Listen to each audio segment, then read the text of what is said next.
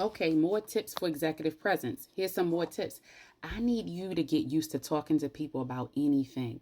What is that going to do? Help your communication skills.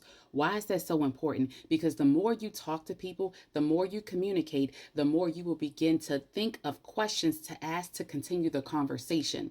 The more you get good at those conversations, the better you are in your strategic meetings, the better you are as a leader, the better you are at digging deeper, the better you are at knowing and understanding emotional intelligence, the better you are at having emotional intelligence as well as logic.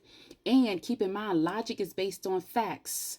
Emotional intelligence is based on how I feel. Once I know and understand how the other person feels, I can temper my questions and my tone to match the situation.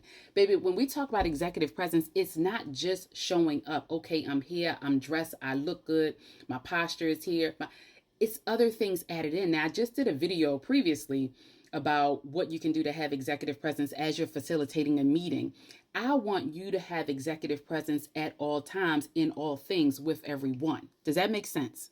Now, if you don't know who I am, my name is Denise Sheldon. I am an executive leadership coach. My number one goal is to make sure you are navigating leadership like a pro, that you're playing chess while they're playing checkers. Listen, I've been in the game at 30 years.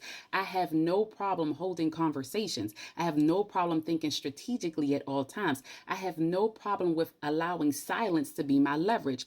I need to help you to understand why those pieces are so important. If you need more help, you go right here to DeniseSheldon.net. Click on services, go to Power Hour, and we can talk strategy all day.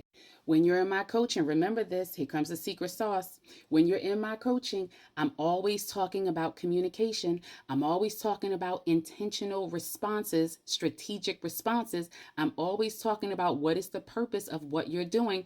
I'm always talking about boundaries. I'm always talking about delegation. I'm always talking about something that's going to move the needle for your leadership. If that's not what you want, then baby, don't come to me for your coaching. I'm not the one. So I don't just want you to be a contributor in your role. I want you to curate exactly what's needed, curate the narrative of who you are, which goes along with your leadership branding and your leadership identity. Now, if you need me and you need more, go right here to DeniseSheldon.net. Go on to services, click on Power Hour, and let's talk about how you're going to go from chaotic to confidence, how you're going to go from chaotic to intentional, how you're going to go from chaotic to purposeful. It is all about you and your leadership and what that looks like or what you're narrating to the rest of the business. Like, comment, follow for more, and pass this along to someone else who needs help in their leadership journey.